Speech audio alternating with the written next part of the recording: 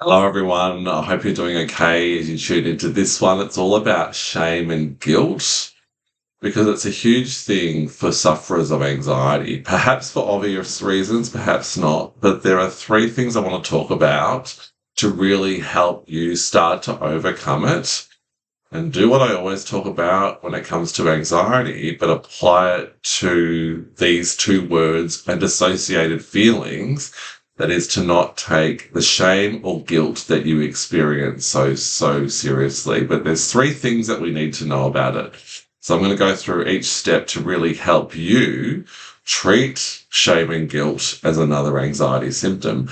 And that's the first thing. So I'm going to come back to that a little bit later. The two other things I want to talk about is the fact that shame and guilt comes in two ways. The first way that we experience it, or the first thing I want to talk about in regard to this video, is feeling guilt and shame about anxiety itself, about your practice, about failure. So if you look up the definitions of what guilt is, if we take that word, it's where we do something we feel we've done something wrong, we believe something is wrong, we've failed, lots of self-judgment, self-blame because we've done something wrong. Now, from an anxiety perspective, we often learn, particularly, maybe less so these days, but particularly when we're young, that we have got to be strong, we've got to move through, we can't be too sensitive, we can't be weak in the mind. I know for me that happened. I know before I became highly sensitized or knew I was sensitized, I used to judge others around. Just push through, stop thinking so negatively. What's wrong with you? Just lift yourself out of the depression, because I had no idea about nervous system sensitization. So there's a lot of guilt and shame that we learn about it before we even start. A lot of my clients might say to me, Sam, I struggle to even accept that I'm anxious. I've been strong. I've been happy for all my life. So how does this happen? So there's lots of guilt and shame. Shame is sort of a deeper version of guilt, if you like, but they all stem from the same thing about the state that we're in. Guilt around perhaps how it's affected those around us, how it's affected our life. I should have done better. Even when you start practicing the guilt or the feeling of guilt, distress, judgment in some form, it's a negative feeling. We'll go into that a bit more. It comes up about how you're practicing. I should be practicing. I should have got this by now. I've been suffering for this amount of weeks, these amount of months, etc. We feel guilty about the effect on loved ones, as I've said before, the effect on those around us. Regret for what's lost often comes into it. So guilt, shame, and regret all tend to go hand in hand. So we need to be aware of it as it manifests for anxiety itself. The fact that we're even anxious in the first place, that we've failed by getting into this state, that comes up. And then guilt and shame around the practice that we're doing. I haven't got this yet. I should have got this better by now. Is it going to really take me this long? How will I cope? What's wrong with me? I've failed. And it all sort of comes to a point with all those fatigues that I talk about. So the spiritual fatigue comes in, the hopelessness. And we often then turn the lens of judgment to ourselves from a shame and guilt perspective. So that's actually really the second thing. I'm kind of trying to put these in order. So that's the second bit to learn. The third bit, and I'm going to come back to the first thing around why we should just treat shame, guilt, regret as just another manifestations of anxiety and why that's a huge opportunity for you. But the third thing is that we learn so much around guilt and shame. It's a learned program, a learned habit, just like it is for anxiety. So where does it come from?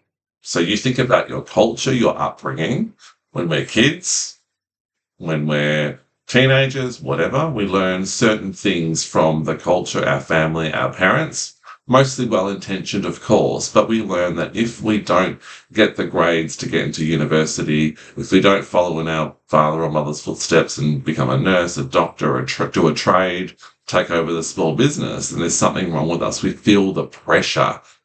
And what's pressure? It's some sort of fear. You better study or else.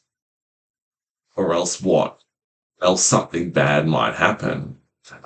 If you don't do this, then you're a failure. If you don't do this, you won't be successful. If you don't earn X amount of money, if you don't get married and have a wife and 3 kids or 2 kids. It's going to be different for each of you. If you don't get that job that we've told is part of who you are to be successful, then we start to learn that these programs are not just preferences or opportunities, which is actually truly what they really are. You must live in this suburb, for example. We're taught that if we don't, there's something wrong with us if we don't achieve. So what's happening there is that it's almost like if you don't achieve this thing, you don't get these grades, you don't become successful in this way, then there's a tiger that's going to eat you.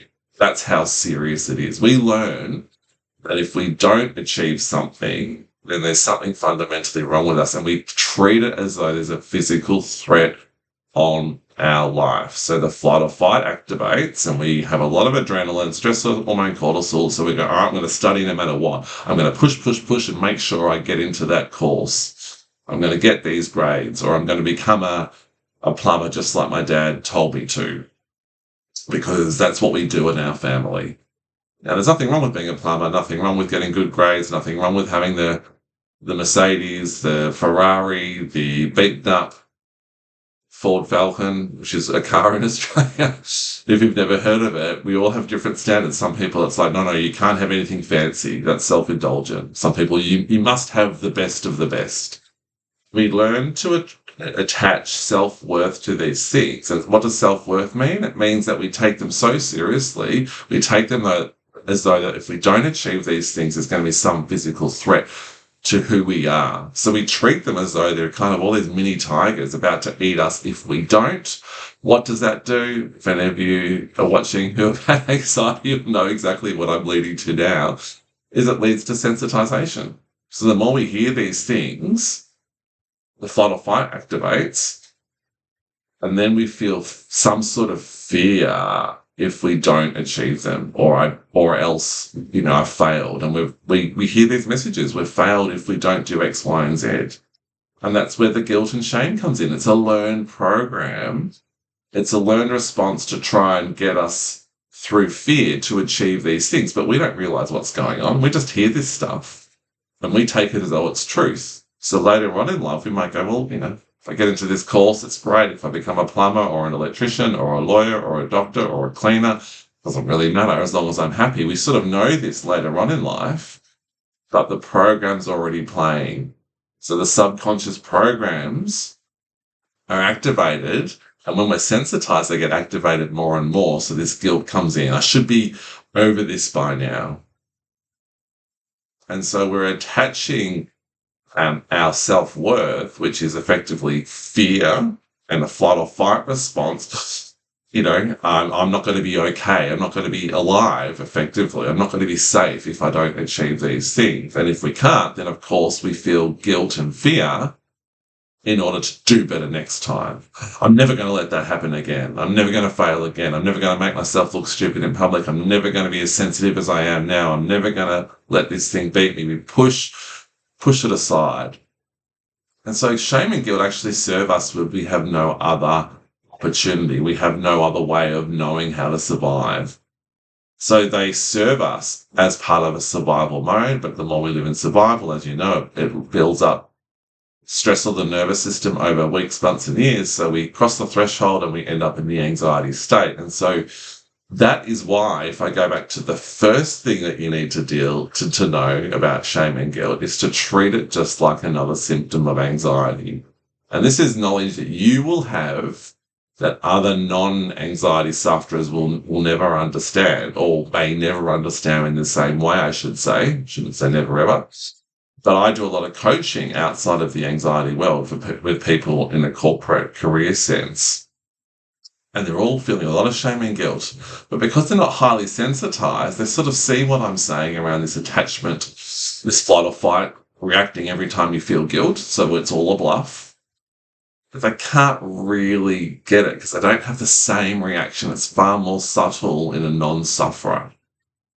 So with us, we can see that every time we have feelings of shame or guilt, I should be better, I should have done this, I've lived a life of regret, whatever it is, we can see clearly the flight or fight response engaging. And so we can go, it's just adrenaline. Oh, That's just adrenaline. I can slow down and go loose. Oh, that's just the shame feeling. Oh, without the adrenaline being released at the thought of regret, guilt, I failed, failure, I'm not good enough, should have recovered by now. We can treat all those as just more symptoms of anxiety to practice with. And that's where this becomes, and I hate this word, but it becomes a bit of a superpower because you know the nervous system better than others who have never suffered from anxiety because you've been kind of forced to take a look at it. But you can see that shame and guilt are just learned programs from the past. You know where they come from. You know how they manifest from an anxiety perspective in terms of anxiety itself, feeling shame or guilt around being anxious in the first place or getting anxious, shame and guilt around the practice, but also you know how to now deal with it as just another symptom of anxiety, which will help you propel yourself forward on the way to recovery. It's just another version of the bluff. Often we learn shame and guilt. We sort of treat it a bit separately because of how it comes up. But it's just the same. Remember, it's a learned habit, survival skill we learn so that we achieve all this stuff, the person that we thought was supposed to be from a cultural perspective. And we're going to all have different versions. And that sort of proves the fact that it's all a bluff. It's not whether you're a plumber, a doctor, have a nice car, an average car, a 3-bedroom house, a 1-bedroom house.